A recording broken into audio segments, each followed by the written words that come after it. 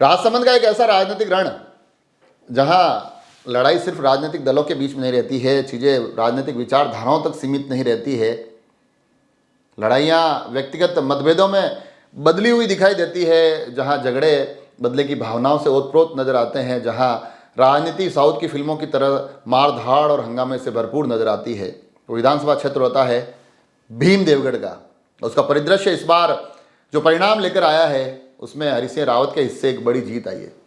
चीज़ों को समझने के लिए उस धरातल पर पहुंचेंगे, मगर उससे पहले एक वाकये के साथ इस आज के विश्लेषण की शुरुआत करूंगा कि परिणामों के बाद स्थितियां किस प्रकार से परिवर्तित होती है।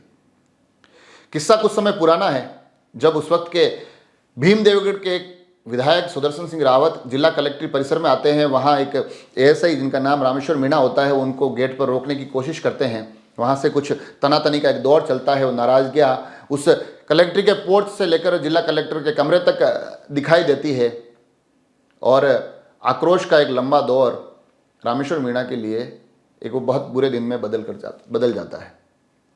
उसके बाद घटनाएं अब कल की तरफ आती है। हरि सिंह रावत उस चुनाव को जीत कर जब बाहर निकल कर जा रहे होते हैं, उनकी गाड़ी एक जगह रुकती है, सामने एक पुलिस वाला खड़ा होता है।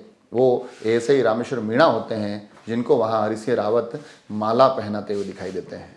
ये संकेतों की राजनीति है, इन संकेतों को समझना जरूरी है और ये संकेत समझना तब और भी जरूरी हो जाता है जब मामला भीम देवगढ़ का हो, क्योंकि वहाँ तलखियाँ मिटती नहीं है, वहाँ तेवर बड़े ही तेज तर्रार तरीके से नजर आते हैं। हालांकि दृश्य आज के अखबारों ने यह भी दिखाए हैं कि अंदर सुदर्शन सिंह रावत और हरि सिंह रावत एक दूसरे से गले मिलते दिखाई दिए, मगर बाहर जब हरि सिंह रावत आए और मैंने पूछा कि भीम की राजनीति में ये बदले की भावनाएं बड़ी भर भर कर नजर आती है, तो उन्होंने हल्के हल्के शब्दों को चबाते हुए बड़े माहिर राजनेता के अंदाज में कहा है कि अब हम चीज़ों को देखेंगे, पिछले 5 साल के कुछ अनुभवों को आकलन के आधार पर यह तय करेंगे कि हमारे कार्यकर्ताओं के साथ अत्याचार कितने हुए हैं और अगर अत्याचार हुए हैं तो फिर उनका बदला लिया जाएगा। जी हाँ, यही भीम की राजनीति है, यही भीम देवगढ़ की राजनीति के परिदृश्य हैं। और इन परिदृश्य में पिछले 5 साल हरि सिंह रावत के लिए कुछ ज़्यादा अच्छे नहीं रहे। 2018 का जो परिणाम आया, उन्होंने उनकी 3 बार की जीत के बाद चौथे चुनाव में जीत पर ब्रेक लगाया।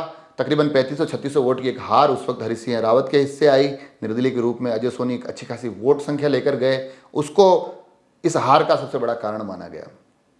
कांग्रेस की सरकार बनी, लगातार 5 साल वहाँ सुदर्शन सिंह बड़ी बेबाक तरीके से सक्रिय रहे।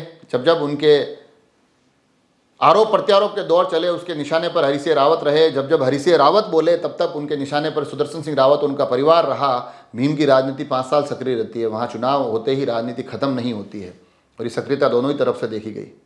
मगर इस सक्रियता के बढ़ते दौर में चीज़ें कांग्रेस की तरफ से तो मुखर थी, मगर भारतीय जनता पार्टी के भीतर खाने भी हरि सिंह रावत के लिए तमाम तरह की समस्याएं नजर आने लगी, तमाम तरह की परेशानियां नजर आने लगी। कई अलग अलग लोग दावेदारियों की इस दौड़ में इतने मुखर होकर शामिल हुए कि आखिर में एक पत्र तक मैंने आपको बताया था किस प्रकार से पत्र के माध्यम से ये मांग की गई कि इस बार हरि सिंह रावत को टिकट न दिया जाए।